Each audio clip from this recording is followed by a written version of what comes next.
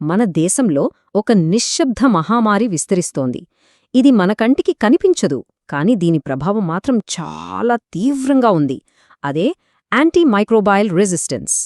ఈ రోజు మనం భారతదేశ ప్రజారోగ్యం ఎదుర్కొంటున్న ఈ పెను సవాలు గురించి మాట్లాడుకుందాం. ఈ పరిస్థితి ఎంత సీరియస్గా ఉందో చూడండి. ఐసీఎంఆర్ సీనియర్ సైంటిస్ట్ డాక్టర్ కామిని వాలియా ఏమంటున్నారంటే, కొత్త యాంటీబయోటిక్స్ రావటం లేదు, ఉన్నవేమో పనిచేయడం ఆపేస్తున్నాయి. అంటే మన చేతిలో ఉన్న ఆయుధాలు మెల్లమెల్లగా పనికిరాకుండా పోతున్నాయన్నమాట. ఒక్కసారి ఈ నంబర్ చూడండి, చాలా షాకింగ్గా ఉంటుంది.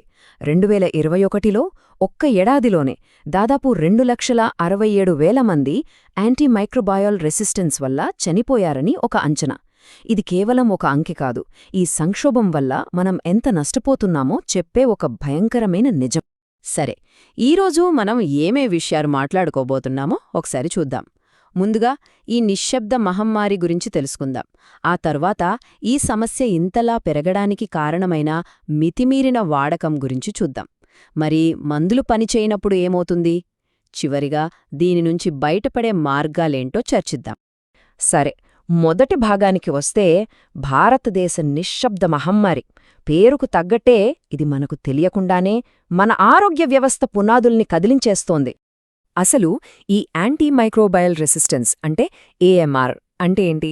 చాలా సింపుల్గా చెప్పాలంటే, జబ్బులకు కారణమయ్యే బ్యాక్టీరియా లాంటి సూక్ష్మజీవులుంటాయి కదా, వాటిని చంపడానికి మనం యాంటీబయోటిక్స్ వాడతాం.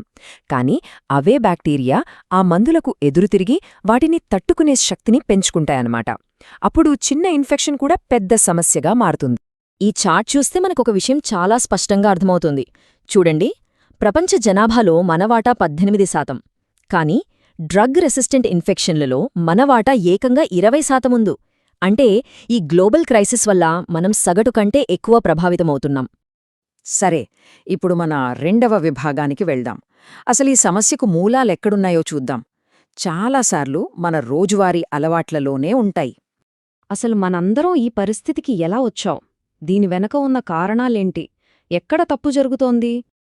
ఈ మాట వింటుంటే చాలామందికి అవును కదా, ఇది నిజమే అనిపిస్తుంది. మనలో చాలామందికి చిన్న దగ్గు, జలుబు రాగానే వెంటనే ఒక యాంటీబయాటిక్ ఏసుకోవటం అలవాటు. ఈ చిన్న అలవాటే ఇంత పెద్ద సమస్యకు బీజం వేస్తోంది. ఇక్కడ మనం ఒక చాలా ముఖ్యమైన విషయం గమనించాలి. యాంటీబయోటిక్స్ అనేవి కేవలం బ్యాక్టీరియా వల్ల వచ్చే ఇన్ఫెక్షన్లపైనే పనిచేస్తాయి. మామూలు జలుబు, ఫ్లూ లాంటివి వైరస్ల వల్ల వస్తాయి. వాటిపై యాంటీబయోటిక్స్ అస్సలు పనిచేయవు.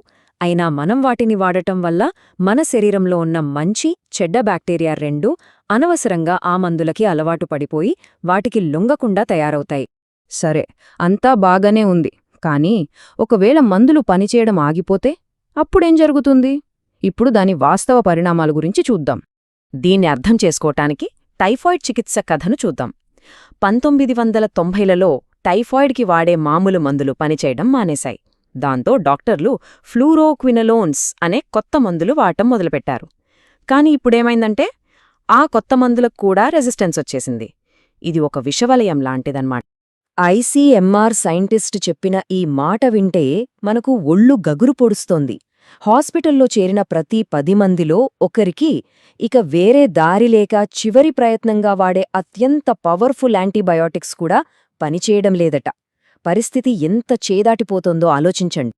అసలు ఈ లాస్ట్ రిజార్ట్ యాంటీబయోటిక్ అంటే ఏంటి? పేరులోనే ఉంది, మన దగ్గర ఉన్న ఆఖరి ఆయుధం అన్నమాట.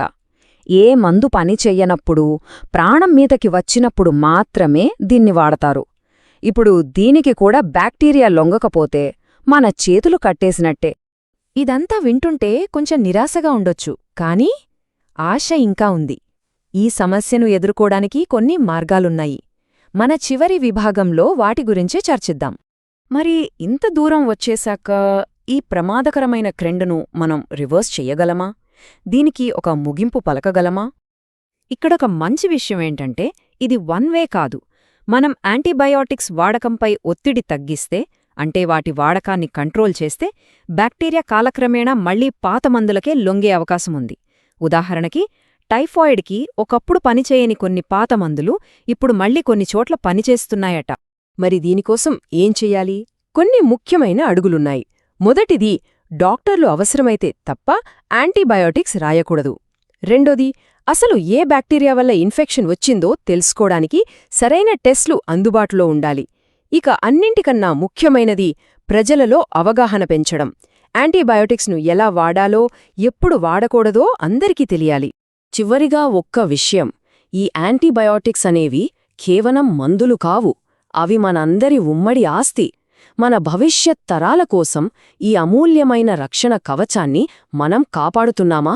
ఇది మనమందరం ఆలోచించాల్సిన ప్రశ్న.